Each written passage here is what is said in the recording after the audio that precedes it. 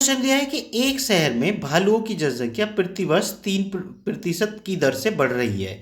यदि शहर में भालुओं की वर्तमान जनसंख्या 21,218 हो तो 2 वर्ष पूर्व भालुओं की जनसंख्या कितनी थी। ठीक है, देखो 3% की दर से बढ़ रही है। इसका मतलब मैंने आपको जो जिन लोगों ने मेरे से चक्रवृद्धि ब्याज पढ़ा है उन्होंने पढ़ा होगा ध्यान से कि अगर वृद्धि की बात है तो हम कैसे करते हैं वृद्धि, 3+3 भाई 2 बार वृद्धि हो रही है ना, 2 वर्ष में बढ़ी है। ठीक है, 2 वर्ष में बढ़ के इतनी हो गई। ठीक है, तो 2 वर्ष की हम निकाल लेते हैं, 3+3 + 3 × 3/100।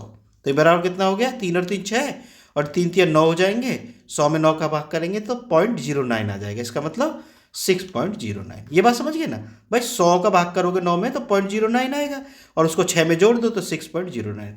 इसका मतलब बढ़ी हुई जनसंख्या इतनी है। ठीक है, कुल जनसंख्या कितनी हो जाएगी फिर, 100 + 6.09। भाई पहले 100 थी, अब 6% और बढ़ गई तो कुल मिला के कितनी होगी, 106.9। तो ये कुल मिला के उसकी अब वर्तमान जनसंख्या है।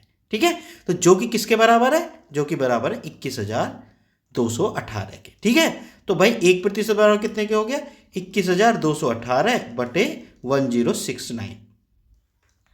ठीक है, समझ गए बच्चों। अरे ये 09 है, देखो अभी गलती हो जाती है ना, तो ये 09 है।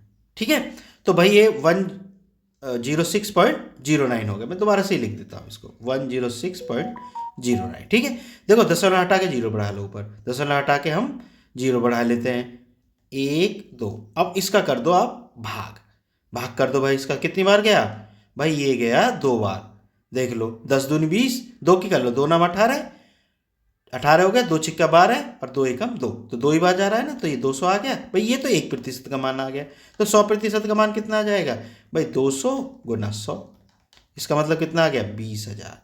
इसका मतलब 2 वर्ष पूर्व भालुओं की जनसंख्या कितनी थी, 20,000। है कहीं ऑप्शन में, ये रहा। ठीक है बच्चों, बात समझ गए ना, इसको अच्छी तरीके से समझ लेना। ये चक्रवृद्धि ब्याज निकालने का भी तरीका है, चक्रवृद्धि ब्याज, केवल ब्याज। ठीक है ना, मिश्रण कैसे आ जाता है, फिर जोड़ दो उसमें मूलधन में, ऐसे हमने किया है। ठीक है, मेरे हिसाब से बात समझ गए होगे। अगर वीडियो पसंद आई हो तो चैनल को सब्सक्राइब जरूर कर लेना। मिलते हैं फिर नेक्स्ट वीडियो में।